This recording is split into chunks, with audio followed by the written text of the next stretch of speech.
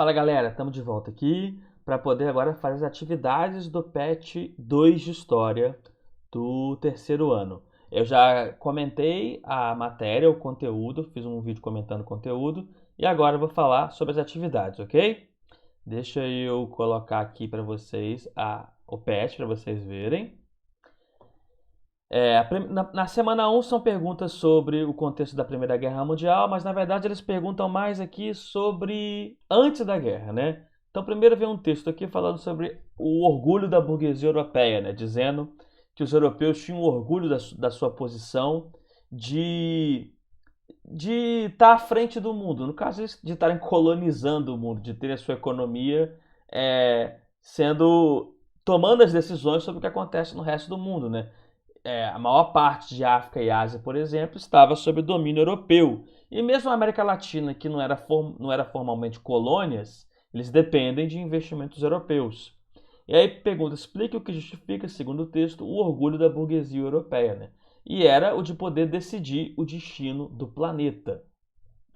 Na visão dos europeus, né, está nas mãos deles o destino do planeta, serem eles os administradores do futuro do planeta, porque são eles que concentram capital e investimento e acreditavam serem capazes de controlar o planeta. E de que maneira podemos perceber a visão etnocêntrica dos protagonistas da Belle Époque? Belle Époque é esse período aqui de euforia europeia antes da Primeira Guerra Mundial. E a gente pode ver nessa questão de achar que caberia às grandes cidades europeias ditar os rumos do resto do mundo, que caberia à Europa ser um modelo do mundo, que caberia à Europa civilizar o mundo. Ok? A segunda questão, gente, ela fala aqui que as disputas imperialistas, né, que levaram à Primeira Guerra Mundial, elas ocorriam por metas ilimitadas, que empresas gigantescas como Standard Oil, Deutsche Bank, Beers Diamond, eram empresas que elas não tinham limite porque elas queriam explorar tudo o que houvesse disponível no mundo, né? Então, por que travava-se por metas ilimitadas? Porque as metas eram dominar todo mundo, dominar toda a economia global, toda a produção global, todas as fontes de matérias-primas globais. Então, as metas que buscavam as economias europeias em expansão eram o mundo inteiro. De que maneira as potências desenvolvidas do mundo contemporâneo asseguravam a expansão dos seus mercados, né? Era através de colonização, era através do neocolonialismo. Era quando as potências europeias e as suas empresas buscavam áreas em outros países para explorar. Ok?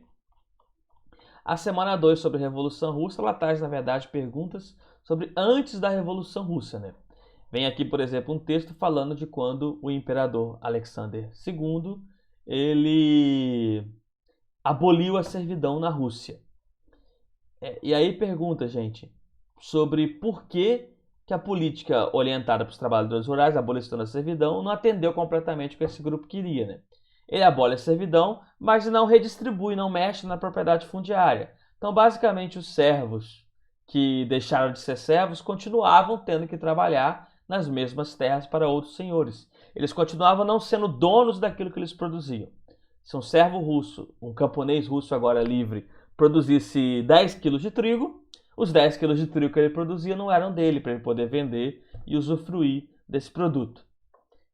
E aí pergunta por que os servos passaram a ser tratados como servos do Estado, né? Nessa regulamentação sobre como ficaria a situação fundiária da Rússia após o fim da servidão, caso os servos recebessem os lotes de terra do fim da servidão, eles deveriam trabalhar 49 anos para pagar, para indenizar por esses lotes de terra que recebiam. Ou seja, eles deixam de trabalhar para o nobre, mas vão trabalhar para aquele para o Estado, para o governo que está subsidiando ali o lote de terra que ele vai ter. Então o servo continuava na sua situação de servidão, né, de trabalho para alguém.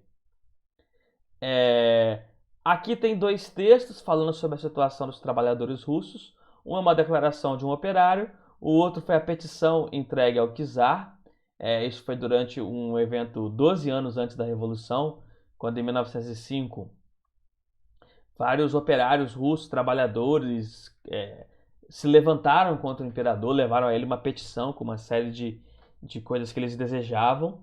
E aí pergunta aqui, como se caracterizava a situação do operariado russo? A situação era péssima, né, gente? Ele diz aqui, que fala sobre o caso do trabalho infantil, fala que o que eles ganhavam não dava nem para poder comprar um pedaço de pão direito, trabalho muito duro, tudo muito sujo, sem conseguir dormir direito. Fala aqui muito de uma realidade esmagadora de trabalho. Vocês podem aqui usar os textos para se apoiar. E qual era a expectativa deles com o imperador, né? Eles intercediam ao imperador pedindo que o imperador reconhecesse que aquelas pessoas eram homens, reconhecesse que aquelas pessoas deveriam ter direitos, que eles fossem tratados como seres humanos, que eles tivessem melhores condições de vida e que o imperador pudesse intervir por isso. Ok? Semana 3 sobre a crise de 29. As atividades aqui, gente, traz aqui primeiro um texto comparando a crise de 2008, mais recente, com a crise de 29. E aí pede para você fazer uma comparação, né, das diferenças e semelhanças. Semelhança pode colocar o fato de ser global, de ter atingido vários países do mundo, de ter gerado desemprego, de ter gerado falência, de ter gerado insegurança nas pessoas. E diferença a gente pode colocar aqui.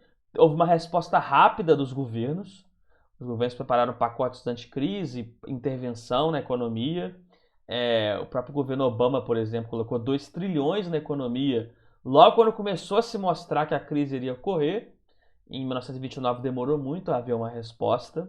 A gente pode colocar também que a crise de 2008 tem mais a ver com a especulação imobiliária, com a compra e venda de imóveis, enquanto a crise de 29 é mais ligada à especulação financeira, compra e venda de ações. Poderia ser colocada aqui. A segunda questão, gente, ela traz um texto sobre a situação da Bolsa de Valores de Nova York e pergunta como você explica a quebra da Bolsa, né? E a resposta deveria envolver a especulação financeira. As pessoas ganhando dinheiro muito rápido no mercado de ações, cada vez mais comprando ações, o que jogava o preço das ações para o alto, né? Lei da oferta e da procura. Se todo mundo quer comprar algo, o preço sobe. Então, as pessoas compravam e vendiam ações muito rápido, tentando ganhar dinheiro nesse processo. E quando chega um momento que as empresas, a realidade da economia, não tem números que satisfaçam aquela alta do preço das ações, o preço das ações despenca, fazendo todo mundo que tinha dinheiro investido ali perder. Despenca como? Todo mundo corre para vender ações, ninguém quer comprar. Se eu tenho um produto que todos querem vender e ninguém quer comprar, o preço cai. Então a resposta aqui passa pela especulação financeira. E aqui uma pergunta sobre o fato da crise não ser só nos Estados Unidos, ser internacional, né? Porque, aí tem um texto, né? A crise americana afetou o mundo inteiro, né? Como a gente vai ter os americanos diminuindo seus investimentos no exterior, isso vai afetar outros países. Qualquer país que tivesse investimentos americanos, que comprasse ou vendesse para americanos, os americanos também, diminuem a sua importação, vão sofrer. Então o Brasil, por exemplo, que produzia café, tinha como seu maior consumidor de café os Estados Unidos. Se os Estados Unidos diminuem a importação de café brasileiro, afeta o Brasil. A segunda questão aqui são os sintomas internos e externos da crise, né? A gente pode ver aqui o aumento do índice de desemprego, a falência de bancos no mundo inteiro, a redução do comércio global que se fala aqui, tudo isso são indícios que mostram o sintoma da crise, né, nos Estados Unidos. A desvalorização, olha só, do mercado de títulos nos Estados Unidos. Aqui no texto vocês encontram índices, indicadores desses aspectos de crise. E por fim, gente, a questão da semana 4 é um pouquinho complicada, porque vem aqui os textos do Roosevelt e pedem para você comparar com o que diziam Calvin Coolidge e Herbert Hoover, presidentes americanos anteriores. Mas não tem aqui textos desses presidentes, né? Talvez tenha faltado aqui. Mas pelo que a gente sabe do que foi o governo Calvin Coolidge e o governo Herbert Hoover, a situação que o Roosevelt revela é da pobreza que estavam as pessoas, dizendo que estes presidentes teriam sido irresponsáveis de ter deixado os cidadãos americanos numa situação tão ruim. Então ele está criticando a postura dos governos anteriores em não atender as pessoas desempregadas, pobres. E qual que é o foco da advertência dele, né? De que era necessário que o governo fizesse algo, de que o governo tentasse de alguma maneira intervir para melhorar a vida dessas pessoas. E aí vem o New Deal, a política econômica do Roosevelt, que tinha esse aspecto de intervenção do Estado na economia. Ok, gente? Então essas são as atividades do PET 2 de História do terceiro ano. Qualquer dúvida pode me perguntar que eu passo para vocês, beleza? Valeu, galera. Tchau, tchau, até a próxima.